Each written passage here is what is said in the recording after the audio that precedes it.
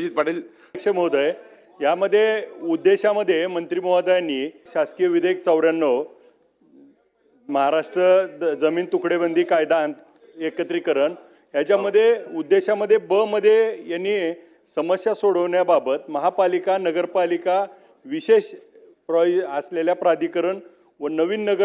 ज्याच्यामध्ये ग्रामीण म्हणजे ग्रामपंचायत आमच्या जे गावातली लोक आहेत ज्यांना आता घरकुलं बांधायची आहेत आणि मग त्या मागच्या अधिवेशनामध्ये हा प्रश्न मंत्री महोदयांनी पण उत्तर दिलं होतं, SOP दाखल केली होती आणि मग ग्रामपंचायतच्या हद्दीमध्ये जे लोक आहेत ज्यांना आपण 200 मीटर 500 मीटरचं आपण देणार अशा पद्धतीनं सांगितलं होतं, तर ते होणार का? त्याचबरोबर त्यावेळेस देखील हाच प्रश्न जोडून बोललो होतो की मोठी गावं आहेत ज्या गावात मंत्री महोदय काय झालंय की वस्त्या आहेत ज्या वस्त्यावरती देखील त्या ठिकाणी गुंटेवारी सारखे असे प्लॉट विकले गेलेत आणि गाव आत आहे रस्त्याला, त्या ठिकाणी रस्त्याच्या कडेला गावठाण आहे आणि नवीन गावठाण वसले, त्यांना देखील नियमित करणार का? आणि मग नियमित केल्यानंतर येण्यासारखे त्याला फॅसिलिटी मिळणार का ज्याच्यावरती बँका कर्ज देतील, त्याला त्या ठिकाणी आपल्याला मॉर्गेज करता येईल आणि मग त्याचा वेगळा 7-12 उतारा निघत असताना आणि मंत्री महोदय त्या ठिकाणी आपण सकारात्मक बोलत असताना मला यामध्ये एक सगळ्यात महत्त्वाची बाब अशी करायची आहे की